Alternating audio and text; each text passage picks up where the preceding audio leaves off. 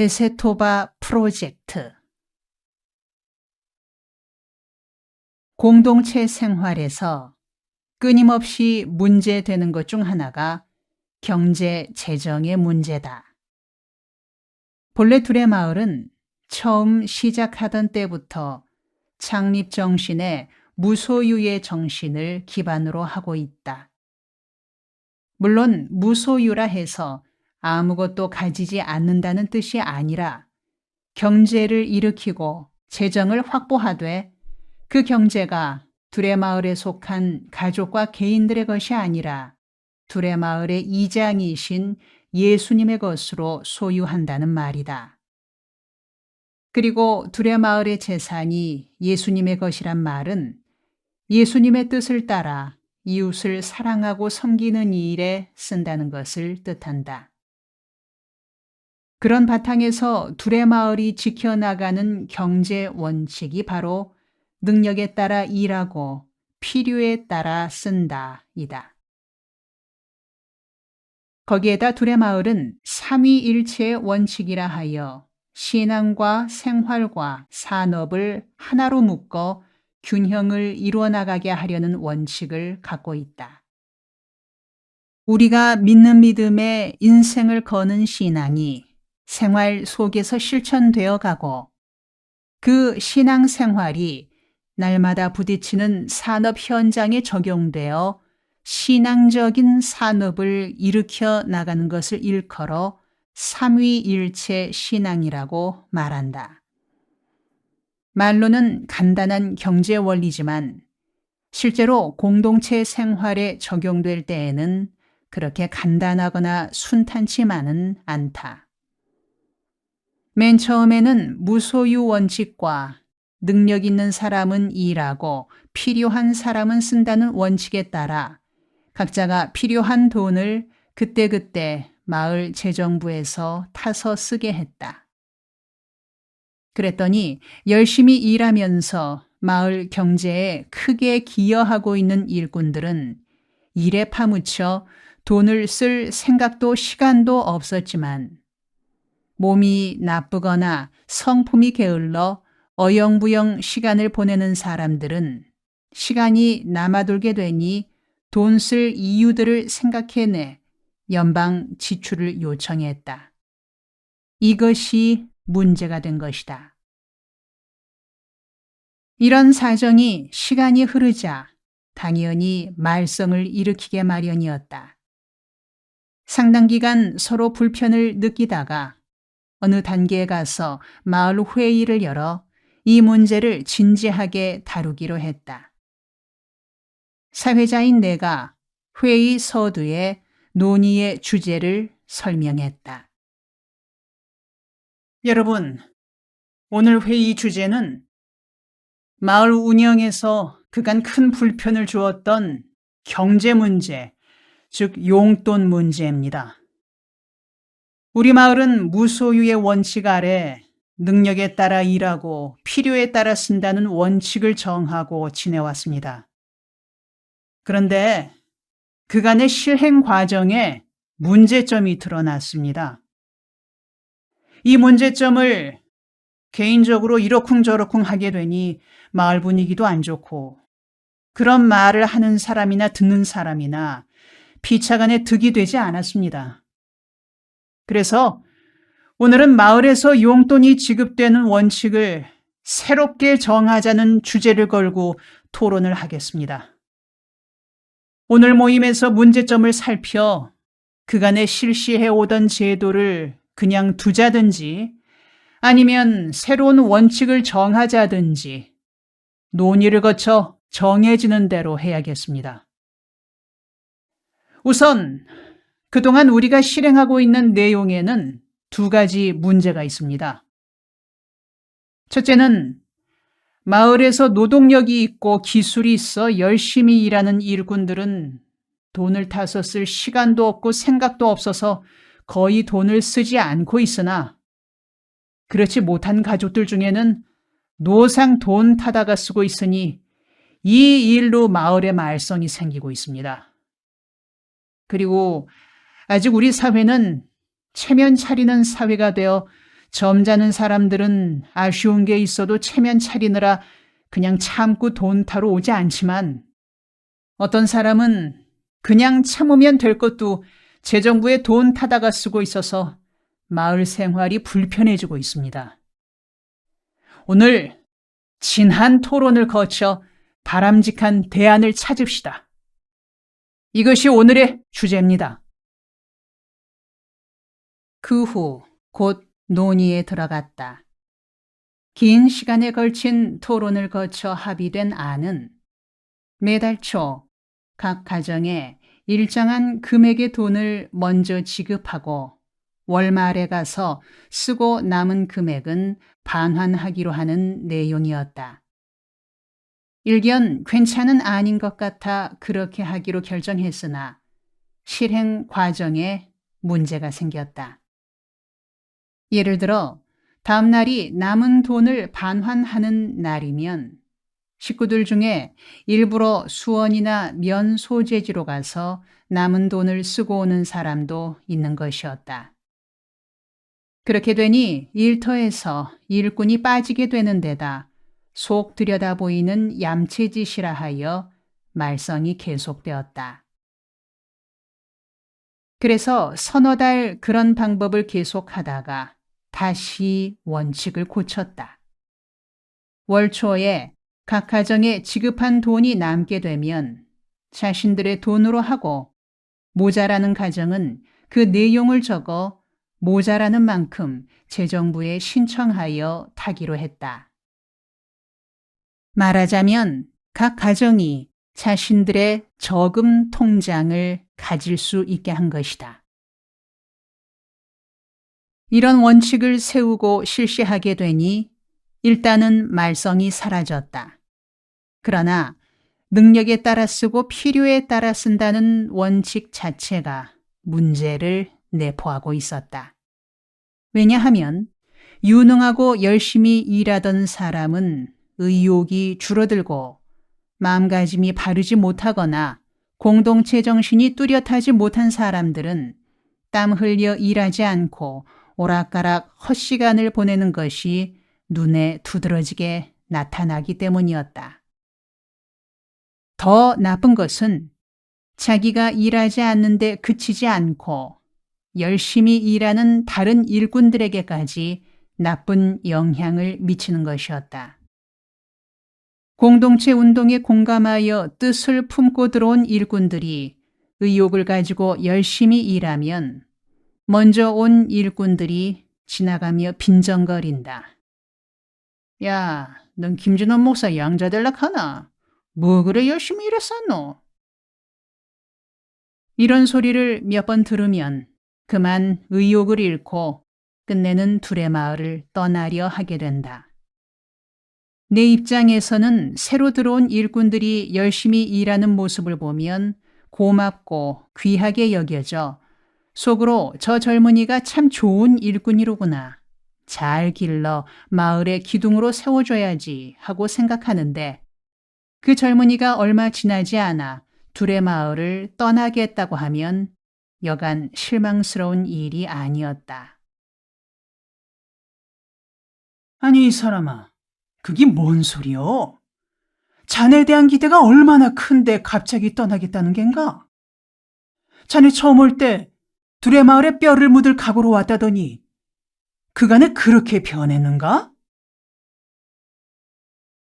나무라듯 물으면 그는 뒷머리를 긁적이며 말한다. 아유, 죄송스럽습니다. 할 말은 있지만 아무 말 않고 사라지는 것이 좋겠네요. 그 할 말이라는 거이 뭔지 터놓고 해보게나. 에휴, 떠나는 사람이 말은 해서 뭘 합니까? 나중에 다시 올 수도 있겠죠. 그렇게 떠나고 나면 여간 아쉬운 게 아니었다. 그가 떠난 후 남은 식구들에게 묻는다. 그가 이 마을의 뼈를 묻겠다더니 왜 가게 됐을까? 그러면 더러는 내 눈치를 보며 슬슬 피하는 사람이 있는가 하면 더러는 이 마을에는 목사님만 모르는 일이 많습니다요. 하고 말한다. 그런 말을 들으면 나는 의아스러워. 그게 뭔 소리요? 우리 마을같이 열린 공동체에 나만 모르는 일이 있다는 거이 무슨 소린가? 하고 되묻는다. 그런 사연들이 쌓여가는 동안 나는 공동체가 생각처럼 쉽게 되는 것이 아니로구나 하는 것을 느끼고 이런 문제를 어떻게 극복할 것인가 고민하게 되었다. 하지만 그런 고민이 쌓여서 또 한 단계 발전된 대안을 찾아 나가게 되고 그런 과정이 쌓여 나가면서 공동체는 내실을 다져가는 것이다. 필요는 발명의 어머니란 말이 있듯이 문제는 해결의 어머니라 할까, 고민은 해결의 어머니라고나 할까. 아무튼 문제와 고민을 통해 공동체는 성숙되는 것이다. 내가 공동체를 처음 시작하려 했을 때 여러 사람이 만류했다. 우리나라 사람들은 모래알처럼 흩어지는 국민성을 지닌 사람들이어서 공동체가 이루어지지 않는다는 것이 주된 이유였다. 그렇게 만류하는 분 중 가난 농군학교에 김용기 장로님이 있었다. 평소에 존경해 마지 않던 분인지라 찾아뵙고 공동체를 시작하려는데 이에 대한 장로님의 고견을 듣고 싶다고 말씀드렸다. 그랬더니 김 장로께서는 극구 만류했다. 자신이 젊은 시절에 공동체 이상향을 설립해 온갖 정성을 쏟았으나 끝내 실패하고 말았다는 것이었다. 그래도 꿈을 완전히 버릴 순 없어서 가족들로 이루어진 가난 농군 학교를 세웠노라고 했다. 장로님은 조용히 타일렀다. 김군, 좋은 일에도 너무 욕심 부리지 마시게. 공동체가 이상은 좋으나 현실적으로 실천하기에는 무리가 있어. 결국은 실패로 끝나게 되고 앞장섰던 사람에게 좌절감만 주게 마련이야. 나는 이런 분야의 산전수전 다 겪은 대선배의 말인지라 수긍했다. 시작했다가 후에 감당치 못할 일은 하지 않아야겠습니다. 그러나 집에 돌아와 얼마쯤 시간이 지나니 마음속에 의문이 떠올랐다. 한국 사람들은 정말로 공동체가 안 될까? 우리 국민들은 과연 그렇게 이기적이기만 하고 단결이 잘 안 되는 국민일까? 우리에게 그런 성품만 있다면 우리 결의가 오늘의 후진성을 극복하고 선진 사회로 나아가기는 애초에 바랄 수 없는 노릇 아닌가. 이와 함께 마음 밑바닥에서는 또 다른 생각도 떠올랐다. 모두 안 된다고 하지만 한번 도전해 볼 가치가 있는 일 아닐까. 내가 목사 이전에 한 사나이로서 남들이 안 된다고 하는 일에 도전해 성취해낼 경우 그야말로 보람 있는 인생이 아니겠는가. 그러고는 성경에 있는 공동체적 삶과 우리 결의의 지난 역사에 나타났던 공동체적 삶의 자취를 생각했다.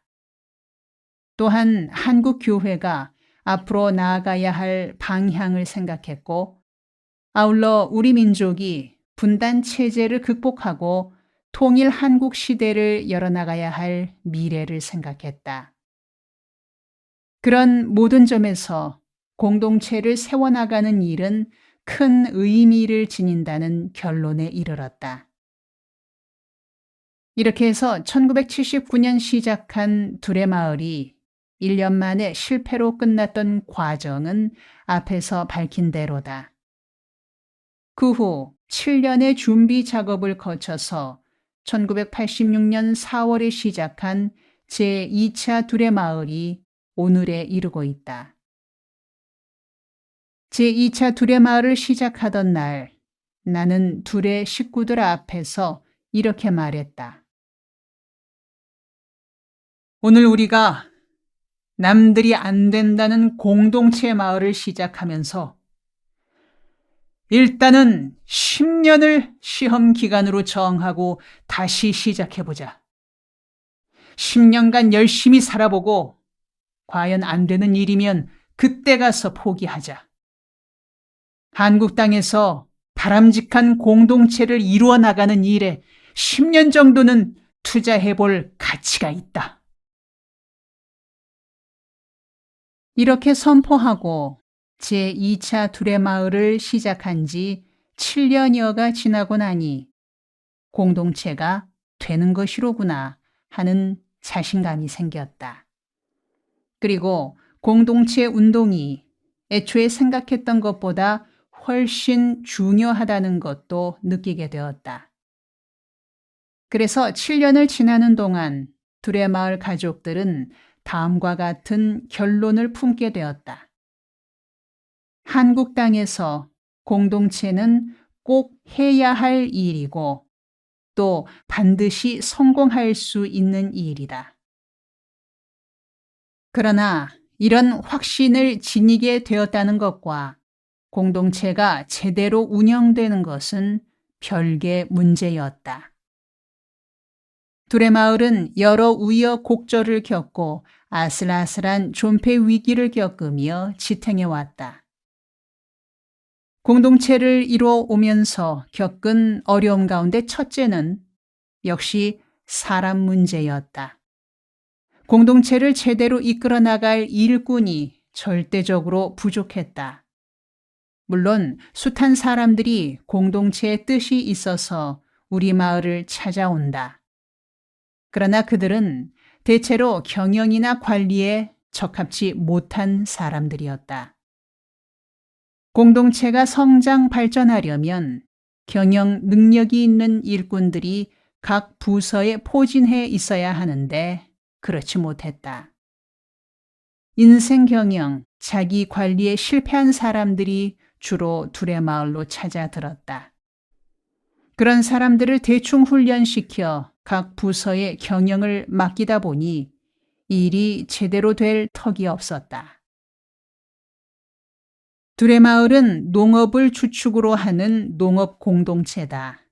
그리고 두레마을은 농약과 화학 비료를 사용하지 않는 순수 자연 농업, 유기 농업을 고집한다. 두레마을은 하나님께서 창조하신 창조 원리에 가깝게 농사짓자는 뜻에서 자연 농업을 고집한다. 그러나 이상은 좋지만 생산성이 문제였다. 말하자면 뜻은 좋으나 배고픈 셈이다.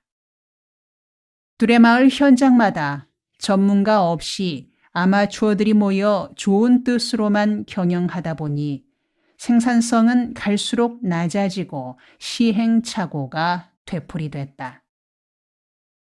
논밭은 곡식밭인지 잡초밭인지 구분할 수 없으리만큼 잡초가 우거졌고 가공 공장은 공장대로 적자가 쌓여갔다. 게다가 서울에 있는 매장 역시 인건비를 건지기 어려울 만큼 판매가 부진했다. 제2차 두레마을이 시작된 지 10년이 지난 1996년에 이르러서는 적자가 매월 3, 4천만 원에 달했다. 나는 그 적자를 메우느라 동분서주 정신없이 뛰어다녀야 했다.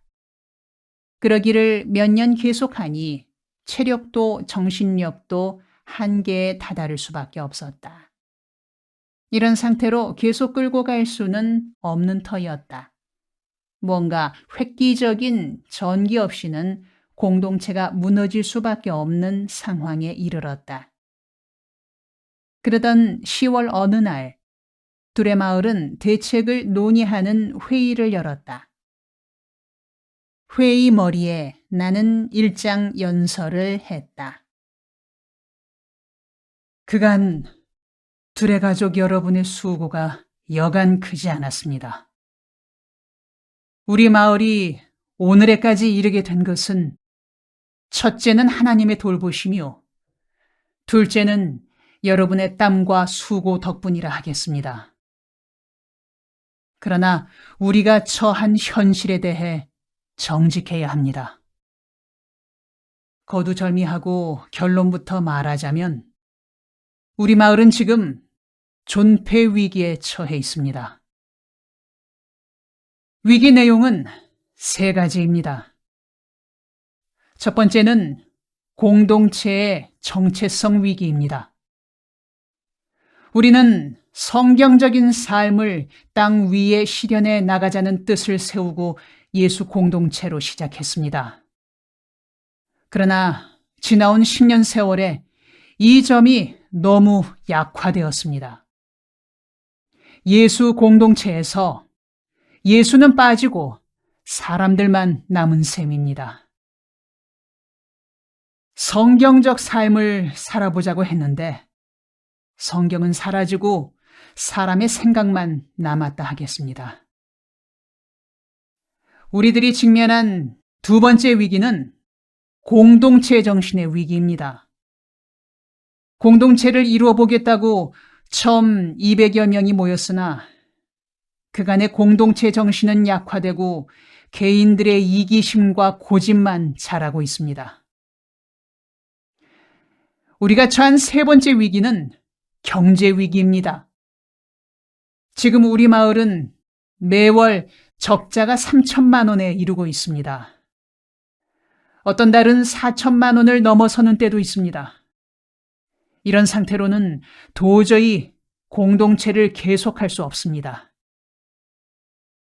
지금 우리가 과감한 개혁을 하지 않는다면 둘의 마을 공동체는 살아남기 어렵습니다. 그래서 오늘의 둘의 마을 가족 회의는 이런 위기를 어떻게 극복할 것인가에 대한 논의를 해야 합니다. 스스로 둘의 마을 가족이라고 생각하는 사람들은 모두 참여하여 자기 의견을 기탄 없이 말해주기 바랍니다. 그래서 모두의 뜻을 하나로 묶어 지금의 위기를 극복해 나갈 수 있기를 바랍니다. 이런 서두로 시작된 그날 마을 사람들은 모처럼 진지하고 깊은 대화의 시간을 가졌다. 그 대화의 결과 우리는 5가지 사항을 실행하여 당면한 위기를 극복해 나가기로 결의했다. 요즘 말로 표현하자면 5개 항목에 걸친 구조 개선을 실시하여 위기를 타개하려 한 셈이다. 그때 실시했던 5가지 사항은 지금 생각해봐도 참으로 중요한 내용이라 여겨진다. 나는 그 5가지 개선 사항의 내용이 합당했고 또 적절한 시기에 실천되었으므로 둘의 마을 공동체가 살아남아 오늘에 이를 수 있었다고 생각한다. 실천 사항 중 첫째는 마을이 소유한 부동산 일부를 팔아 부채를 갚았다. 둘째는 마을이 운영하고 있던 여러 사업 가운데 적자를 보는 부서는 과감히 폐지하고 흑자 부서는 투자를 늘렸다. 셋째는 공동체 운동에 잘 적응하지 못하거나 의욕이 없어 생산 활동에 소극적인 일꾼들은 마을을 떠나도록 권면했다. 요즘 말로 하면 정리해고에 가까운 조치라 하겠다. 이런 조치로 인해 20여 명이 마을을 떠났다. 그러나 자활 능력이 없는 노약자들이나 장애인들은 당연히 마을에 남게 했다. 넷째는 재정 지출을 줄이기 위해 각 가정이나 개인에게 지급되던 용돈을 절반 이하로 줄이는 것을 비롯해 마을이 보유한 차량, 전화세, 전기세 등 모든 비용을 절감하는 운동을 전개했다. 5째는 그간 일률적으로 관리해오던 재정관리 시스템을 고쳐 부서별 독립채산제로 운영토록 했다. 더 땀 흘리고 더 절약하고 더 연구하여 이익을 많이 올리는 부서에는 인센티브를 주어 한결 높은 혜택을 누리도록 했다. 또 각 부서 팀장들에게는 더 많은 재량권을 부여하여 동기 유발이 강화되도록 조치를 취했다. 다음 편에 계속됩니다.